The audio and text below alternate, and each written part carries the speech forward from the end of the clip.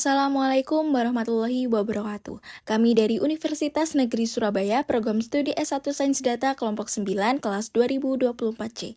Pada video ini, kami akan mempresentasikan hasil kerja kelompok kami, yaitu proyek yang bertema implementasi aplikasi kuis interaktif untuk pembelajaran digital, dengan judul Kuis Interaktif Pembelajaran UTBK. Untuk memenuhi ujian akhir semester mata kuliah pemrograman dasar dengan anggota Taskia Cecaria Masanda dengan NIM 002, Tamaela Nurandia Pasa dengan NIM 044, dan juga Khofifah Dwisani El Randi dengan NIM 156. Masuk ke introduction latar belakang. Dalam era digital, metode pembelajaran tradisional perlu beradaptasi untuk memenuhi kebutuhan siswa yang semakin berintegrasi dengan teknologi. Salah satu upaya yang dapat dilakukan adalah dengan memanfaatkan aplikasi interaktif berbasis kuis untuk membantu siswa mempersiapkan UTBK. Subtes UTBK meliputi berbagai topik yang menuntut pemahaman, ketelitian, dan kecepatan berpikir. Aplikasi kuis interaktif dapat menjadi solusi bagi pembelajaran yang menyenangkan sekaligus efektif. Proyek yang kami buat memiliki tujuan, diantaranya adalah yang pertama meningkatkan pemahaman materi, yang kedua evaluasi diri, yang ketiga pembelajaran yang interaktif, dan yang keempat melatih manajemen waktu. Masuk ke jenis-jenis kode. Yang pertama adalah tampilan antarmuka atau GUI. Jenis library yang kami gunakan adalah TK Inter yang berfungsi untuk membuat GUI sederhana seperti label, input, tombol, dan juga navigasi. Kegunaan kode setup_initial_UI adalah untuk membuat tampilan awal aplikasi untuk memasukkan nama, NIM, dan juga kategori soal. Kemudian menyediakan tombol untuk memulai kuis. Dan ini adalah tampilan ketika diaplikasikan. Yang kedua adalah pengelolaan soal.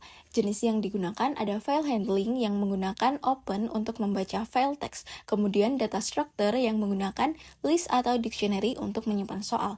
Kegunaan kode load_question_from_file adalah untuk membaca file teks soal berformat txt untuk memuat pertanyaan, pilihan jawaban, dan juga jawaban benar. Kemudian, soal diubah ke dalam struktur data seperti list atau dictionary agar bisa digunakan di aplikasi. Dan ini adalah tampilan ketika diaplikasikan. Selanjutnya, kode yang ketiga yaitu penggunaan timer. Kode yang digunakan yaitu TK Inter Timer, menggunakan after untuk memperbarui waktu setiap detik. Kegunaan kode start_timer yaitu mengatur batas waktu 15 menit untuk mengerjakan kuis dan memperbarui waktu setiap detik. Dan ini adalah tampilan ketika diaplikasikan. Selanjutnya, kode yang keempat yaitu perhitungan skor. Jenis yang digunakan yaitu logika kondisional, menggunakan if-else untuk memeriksa jawaban.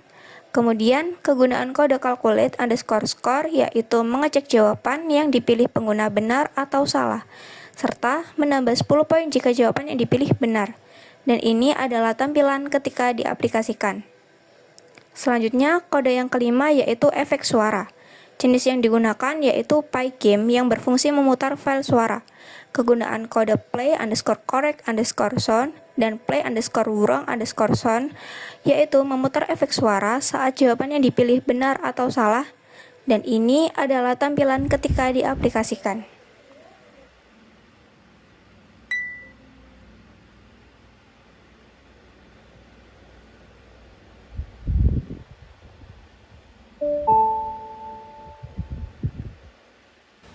Keenam, akhir kuis. Jenis yang kita gunakan adalah message box. Subjudul dari TK Inter untuk menampilkan kotak pesan atau bisa disebut juga pop-up. Kegunaan kode yaitu mengakhiri kuis ketika waktu habis atau semua soal selesai, menampilkan skor akhir pengguna, jika skor tinggi diberi ucapan selamat, jika skor rendah diberikan motivasi. Untuk tampilan aplikasinya di slide berikut ini. Ketujuh, penyimpanan data. Jenis yang kita gunakan adalah SQLite, yang berfungsi untuk menyimpan riwayat hasil kuis ke dalam database. Kegunaan kode save_quiz_history yaitu menyimpan data hasil kuis ke dalam database SQLite seperti nama, NIM, kategori, skor, dan waktu pengerjaan. 8. Riwayat kuis. Jenis yang kita gunakan juga sama, SQLite, untuk menyimpan riwayat hasil kuis ke dalam database. Kegunaan dari kode show_history yaitu mengambil dan menampilkan riwayat hasil kuis dari database. Untuk tampilan aplikasinya seperti slide berikut ini. Demikian presentasi dari kelompok 9. Kami berharap apa yang telah disampaikan dapat bermanfaat dan dipahami dengan baik. Terima kasih atas perhatian dan kesempatannya. Wassalamualaikum warahmatullahi wabarakatuh.